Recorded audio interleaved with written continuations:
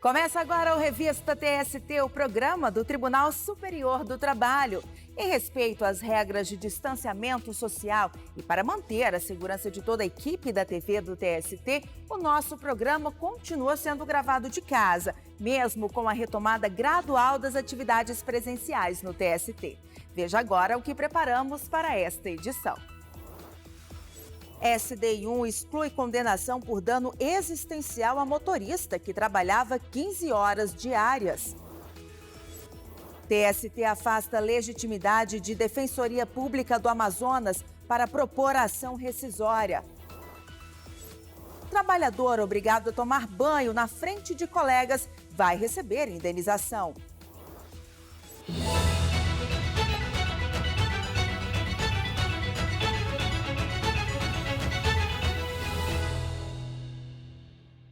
Eu começo a Revista TST com uma decisão da Seção 1 de Dissídios Individuais que excluiu o pagamento de indenização por dano existencial da condenação imposta a uma empresa de transporte em Ourinhos, interior de São Paulo. O motorista autor da ação não conseguiu comprovar os prejuízos alegados.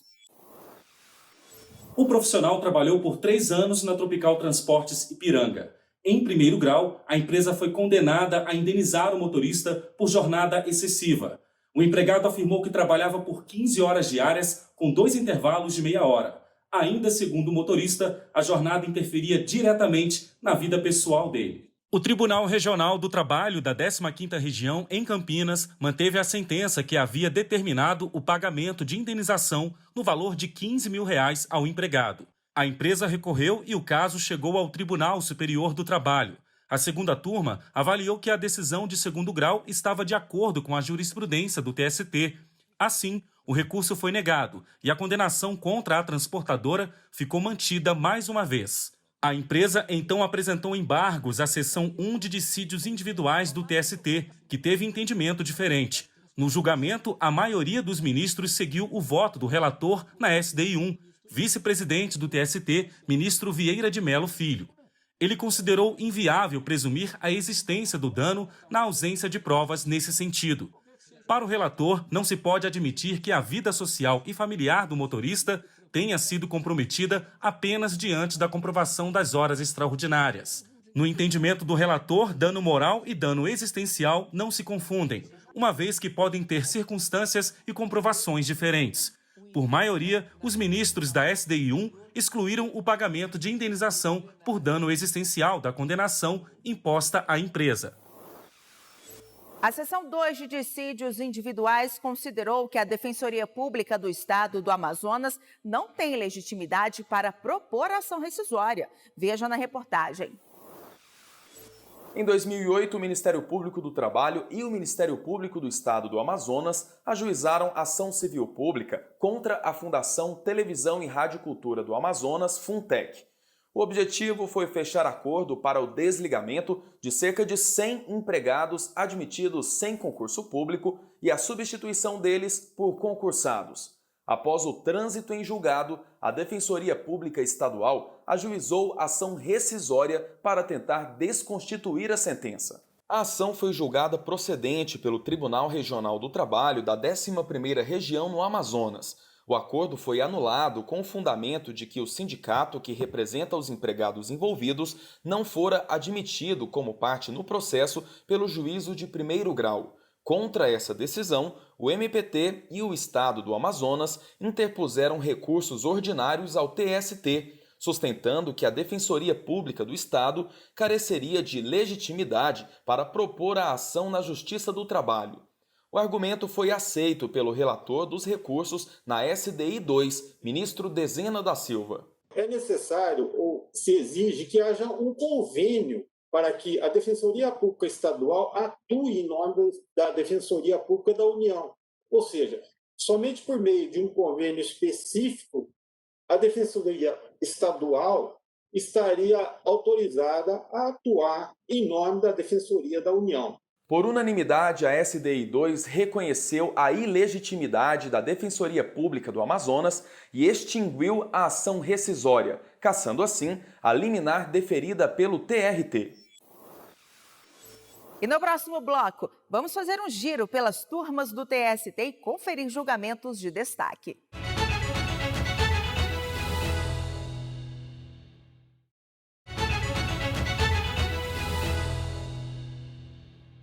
Estamos de volta e vamos para o giro de notícias pelas turmas do TST.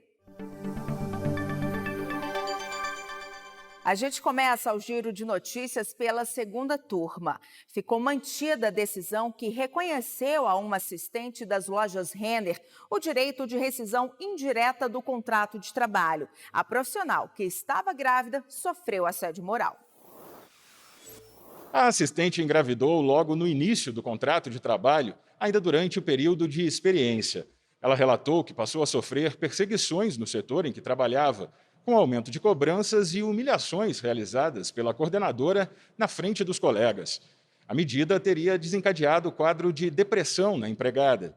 Durante a licença maternidade, ela ajuizou reclamação trabalhista pedindo a rescisão do contrato, além de reparação por dano moral.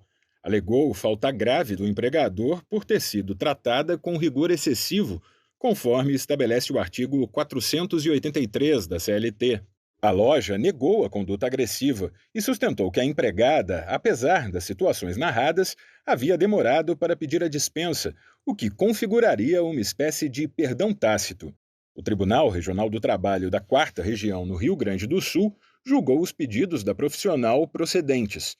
Segundo o TRT, as situações narradas nos depoimentos de testemunhas foram graves o suficiente para justificar a rescisão indireta e a indenização. A empresa recorreu e o caso chegou ao TST.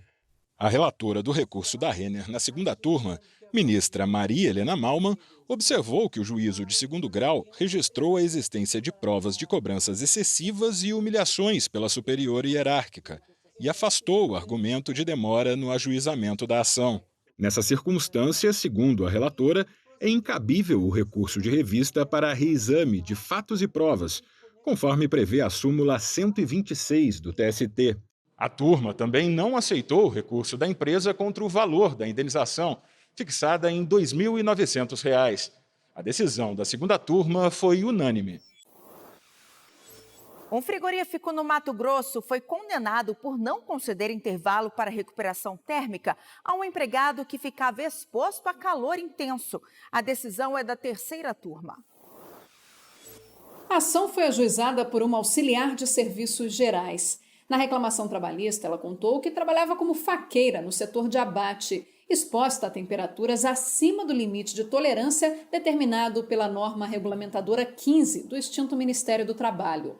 Como a empresa não concedia intervalo previsto em lei para recuperação térmica, ela então pediu o pagamento de horas extras, pedido que foi aceito pelo juízo de primeiro grau. No entanto, o Tribunal Regional do Trabalho da 23ª Região afastou a condenação, por entender que os intervalos se destinam apenas à caracterização da insalubridade do trabalho e que a supressão não acarreta pagamento de horas extras. O caso chegou ao Tribunal Superior do Trabalho. O relator, ministro Agra Belmonte, teve entendimento diferente do TRT e observou que o pagamento de horas extras é previsto, nesse caso, pela NR 15. Por unanimidade, o frigorífico foi condenado ao pagamento de horas extras à empregada pelo tempo de intervalo suprimido. Eu encerro o giro de notícias com a sétima turma. Um empregado que tinha de tomar banho na frente de colegas vai ser indenizado. Na reclamação trabalhista, o auxiliar de produção disse que costumava ficar totalmente nu com cerca de 20 empregados enquanto aguardava a vez para tomar banho. Ainda segundo ele, tanto o sabonete quanto a esponja eram de uso coletivo. O profissional alegou também que sofria gozações dos colegas a respeito das partes íntimas. Em primeiro grau, a empresa Globo Aves São Paulo Agrovícola Limitada foi condenada ao pagamento de R$ 10.000. Em recurso ao Tribunal Regional do Trabalho da 1ª Região, no Rio de Janeiro, a empresa argumentou que os banhos estão de acordo com as normas de vigilância sanitária e que o empregado sabia desde a admissão que deveria usar os vestiários coletivos. Mas o regional manteve a sentença que condenou a empresa. No TST, o caso foi julgado pela sétima turma. O relator, ministro Cláudio Brandão, observou que a seção 1 de dissídios individuais, órgão responsável pela uniformização da jurisprudência do TST, já decidiu que a circulação em trajes íntimos não configura lesão à intimidade, exceto se for constatada a inexistência de portas nos boxes dos chuveiros, o que expõe a nudez dos empregados, como no caso. Por unanimidade, a turma seguiu o voto do relator e manteve a decisão que condenou a empresa ao pagamento de R$10 mil por dano moral. E não deixe de conferir esses e outros julgamentos importantes no canal do TST no YouTube. As sessões são transmitidas ao vivo e depois ficam disponíveis no canal para você acompanhar quando quiser. Acesse youtube.com/TST. E depois do intervalo, os fatos que marcaram a semana na Justiça do Trabalho.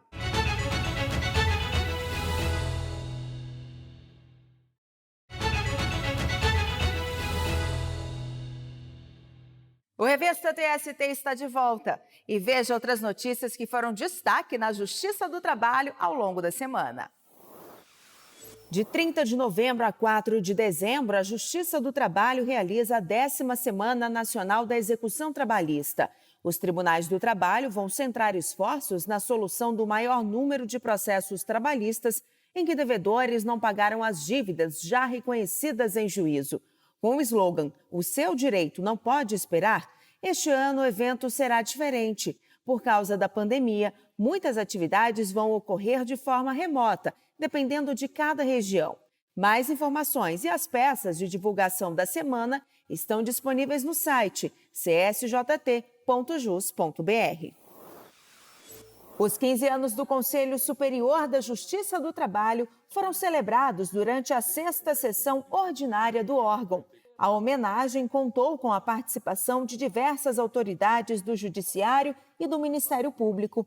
Instituído em 2004 pela Emenda Constitucional 45, o órgão foi criado para exercer a supervisão administrativa, orçamentária, financeira e patrimonial da Justiça do Trabalho de primeiro e segundo grau e vem cumprindo esse papel desde 15 de junho de 2005, data de instalação.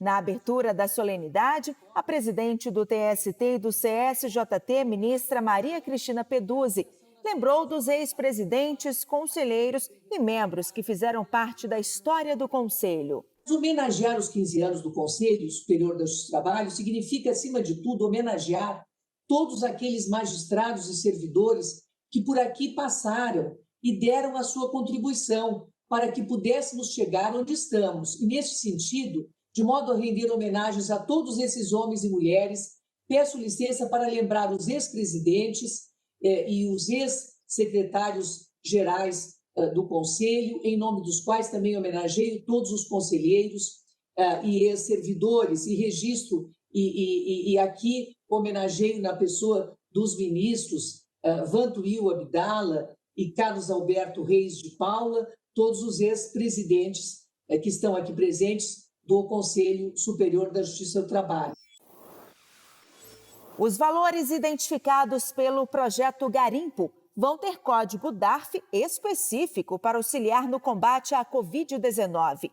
A medida da Coordenadoria Geral de Arrecadação e de Direito Creditório da Receita Federal visa unificar o tratamento dos depósitos judiciais e dar mais celeridade à conversão de valores abandonados em renda à União. Os valores identificados pela Justiça do Trabalho serão destinados ao combate do novo coronavírus, conforme recomendação do Corregedor-Geral da Justiça do Trabalho, ministro Aloísio Corrêa da Veiga. Desenvolvido inicialmente pelo TRT da 21ª Região e atualmente usado em toda a Justiça do Trabalho, o projeto Garimpo localiza valores referentes a depósitos recursais, honorários periciais e alvarás que não foram sacados por empresas, advogados ou peritos em processos antigos, muitos deles arquivados. Está disponível no site do Tribunal Superior do Trabalho a pesquisa de satisfação do TST 2020. Ao todo, são 16 perguntas para apurar a percepção das pessoas sobre o atendimento realizado pelo tribunal. Podem participar da pesquisa advogados, partes de processos, membros do Ministério Público, estudantes de direito e o público em geral. O questionário online pode ser respondido até 30 de novembro. Acesse tst.jus.br. O Revista TST de hoje fica por aqui. Essas e outras notícias você também pode acompanhar no site do Tribunal ou pelas redes sociais. Muito obrigada pela companhia, até semana que vem e se cuida!